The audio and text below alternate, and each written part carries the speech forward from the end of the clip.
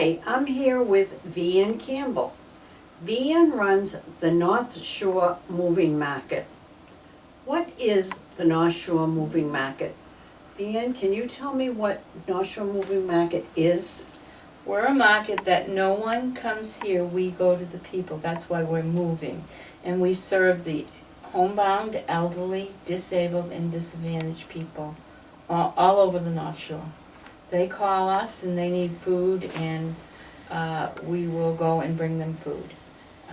So that's basically what we do. And it's not easy, believe me, it's not easy.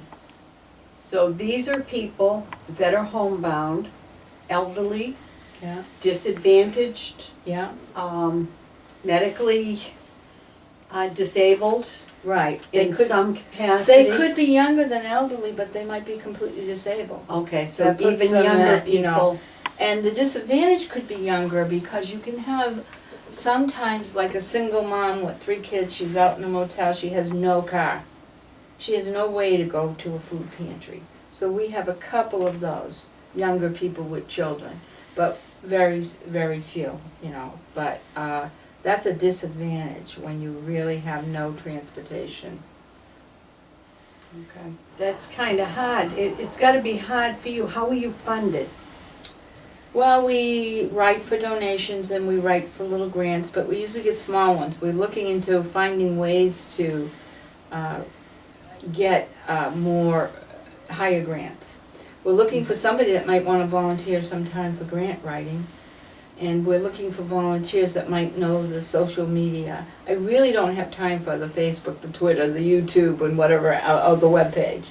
So if we had somebody that volunteered that understood those things, that would be wonderful, because that would get us out more and get more donations than we normally get. But people send us donations. We pay a lease here. We pay a lease, and you know, we have little expenses like, you know, you normally would have. Gasoline for the car if they're going to use it, and on like that. But we try to keep the budget as low as possible. How many, I'll use the word clients, do you service on a monthly basis? About 175. Wow, so you make 175 deliveries Yeah, over the course of each month. right. How do you make those deliveries? Again, do we go to the volunteer market? Well, we have some volunteers from the shelter, men. We have gentlemen who will take my car, and like today they were out all day delivering. They did 24 deliveries today. They'll go out again, you know, so they're using my vehicle mostly because we need a van for the business. You know, so we have some volunteers, but we need more. We need a lot more. We could get it done quicker, more efficient, and probably less deliveries per, you know, times that we go out, you know. Now, what type of volunteers? Drivers? Drivers, we need probably about 6 drivers, and runners. We have people that go in the car with the driver, so that when you get to the location, the runner gets out and brings the groceries in, because many places there are no parking. When the runner delivers the groceries, if you will, does he also kind of do a visual well-being check of that individual? Well, there's a lot of interaction with the participant. First of all, they look for you to come, like they do for anybody else that's bringing them services. Mm-hmm. And many of the runners know them very well, know their habits, and stay and talk with them a few minutes, you know, and see that everything's okay. And we try, if they call us and they have a problem, we try to either refer them to someone else or to try to bring whatever they need. Sometimes we'll get a call from a social worker who will say, this woman only has water in her refrigerator. And of course, within an hour or so, I'll go out myself personally and bring food to that person, because it might not be a scheduled delivery. So we manage, we just keep working, and sometimes it's really hard, and the winter is coming. So anybody volunteering, if you feel like volunteering, remember winter is coming. It's not an easy job. But if you're only doing 4 or 5, it's lighter than doing 25, you know. Now, with your volunteers, are you looking for a couple of hours of volunteer time? Or are you looking for a full day of volunteer time? Basically, if you're doing 4 or 5 people, you're gonna do that within an hour and a half. You know, especially if you have a runner, you're not gonna be out there all day. I wouldn't expect anyone to do all day. Someone that might be writing a grant or doing computer work for us, they would probably give a morning or an afternoon, a few hours. They don't have to be all day, unless they want to be, but, you know.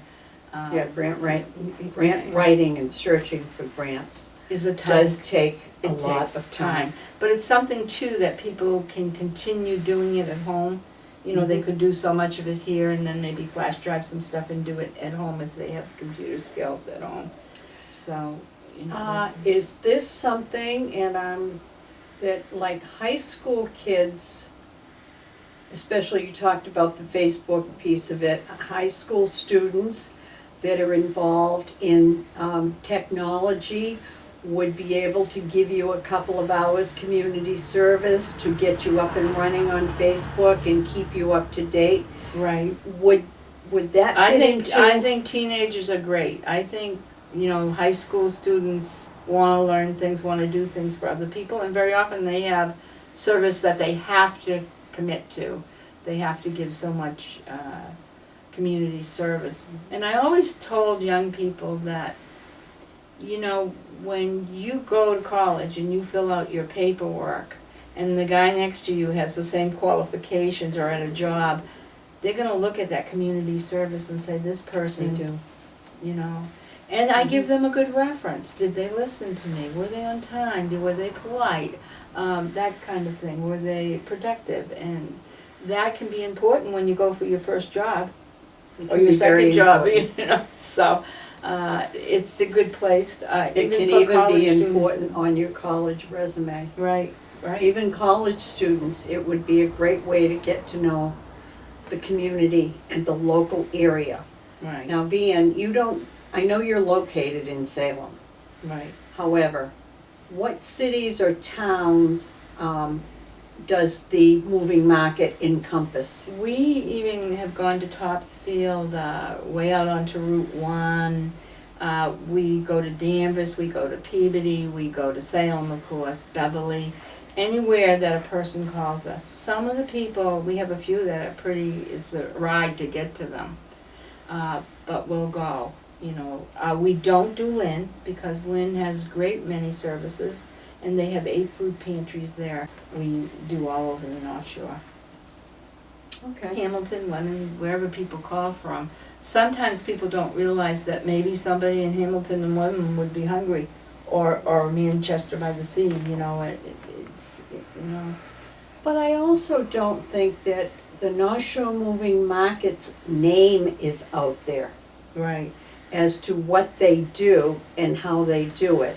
And I'm hoping that we can get North Shore Moving Market out there. People are aware of it because you do a lot. Yeah. You don't realize how much you do, but 175 families in a month are a lot to feed. VeAnn can use a lot of help. I know she was telling me if there is a store who has extra bread, if they would like to donate, I will give you VeAnn's address will show up below, or her phone number, and you can contact her. She really is in desperate need of help, especially with the cold winter coming. And a lot of people don't think of invalids, disabled, people staying in the house. We forget about those people, but they're out there, and there are plenty of them. So think about how you can help VeAnn keep North Shore Moving Market moving. Right. Okay. Having talked to VeAnn before we went on air to discuss this, she was telling me that the needs for the moving market are many. Among them, her own car just said, basically, sayonara, see you later. If anybody has an old van of some nature that is drivable and could help her with deliveries, and you're willing to donate an old van, it would be great. She could use it. She could use the food donations. I'm sure if you want to donate to the North Shore Moving Market as a cash or check donation, they are a nonprofit organization. Any help you can give to these families. VeAnn has given a lot of her time over the years. I've known VeAnn for a long time. She was originally with St. Joseph's Food Pantry. And my husband calls her, and within 5 minutes, he's got what he needs for some of the families that he has to work with. So please, reach in your pocket, see if there's some way, either in time, money, or food items, that you can help her keep North Shore Moving Market moving along to help those less fortunate than you and I are. A lot of elderly, and homebound, their pets are the whole world to them, because that's their constant companion. And we bring food for pets and other issues about pets and some pet items in order to keep pets with the people that love them and who they love, the pet loves. Because a lot of the elderly were abandoning their pets because they couldn't afford to keep them. It's expensive to keep pets. Yeah, and so we bring pet food too. So any donation of pet food or if you want to make a donation to that program, pet. Okay, so VeAnn can use all the help we can give her, whether it's for the pets for the elderly, even diapers for babies, because she does handle young families. They're housebound for a long period of time in some cases, especially if there's no vehicle to get them out to the food pantry, especially with the cold weather coming. That's going to be really hard to get out with 2 or 3 small children. Thank you.